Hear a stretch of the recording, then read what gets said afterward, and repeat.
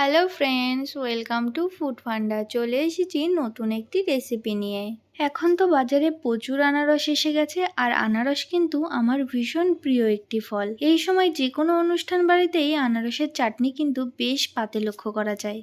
তাহলে চলো আজকে বানানো যাক একদম অনুষ্ঠান বাড়ির মতো আনারসের চাটনি। তার জন্য সবার প্রথমে আনারসগুলিকে খোসা ছাড়িয়ে ছোট ছোট টুকরো করে কেটে নিতে হবে। কাঁচা আনারসের তুলনায় পাকা আনারস দিয়ে চাটনি তৈরি করলে খেতে হয় দারুণ সুস্বাদু।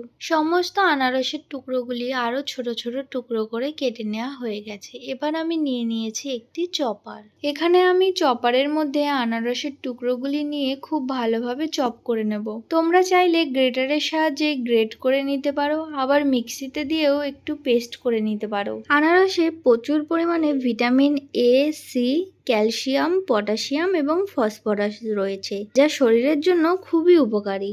আনারস খুব ভালোভাবে চপ করে নেওয়া হয়ে গেছে। এবার একটি কড়াইতে সামান্য সাদা তেল গরম করে দিয়ে দেব পাঁচফোড়ন। পাঁচফোড়ন দিয়ে খুব ভালোভাবে একটু নাড়াচাড়া করে নিয়ে এর মধ্যে দিয়ে দেব চপ করে রাখা আনারস ও পরিমাণ মতো লবণ। এবার অল্প আঁচে 2 থেকে 3 মিনিট সময় ধরে আনারস খুব ভালোভাবে একটু ভেজে নেব। আনারস রোগ প্রতিরোধ ক্ষমতা বাড়াতে, হজম শক্তি উন্নত করতে এবং ওজন কমাতে সাহায্য করে। আনারসে অ্যান্টিঅক্সিডেন্ট থাকে যা ক্যান্সার প্রতিরোধে সাহায্য করে। খুব ভালোভাবে ভেজে নেওয়া হয়ে গেছে। এবার এটি ঢাকা দিয়ে রাখবো 5 মিনিটের জন্য।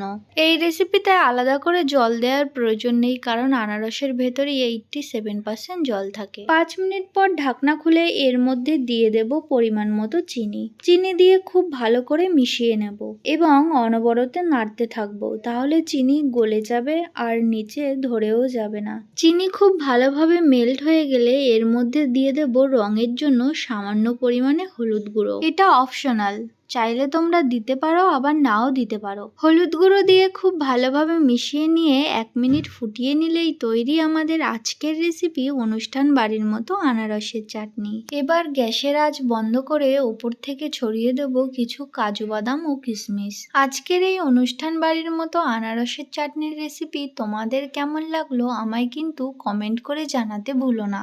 আর যদি ভালো লেগে থাকে তাহলে একটি লাইক করে দেবে। আমার চ্যানেলে নতুন হয়ে থাকলে চ্যানেলটি সাবস্ক্রাইব করে বেল আইকনটি প্রেস করে দিও, তাহলে চ্যানেলে নতুন নতুন ভিডিও আসলে সবার আগে নোটিফিকেশন তুমিই পাবে। আর কমেন্ট করে জানিও তোমরা আর কি কি নতুন রেসিপি দেখতে চাও, তাহলে আমি সেই রেসিপিগুলোই তোমাদের সাথে শেয়ার করব।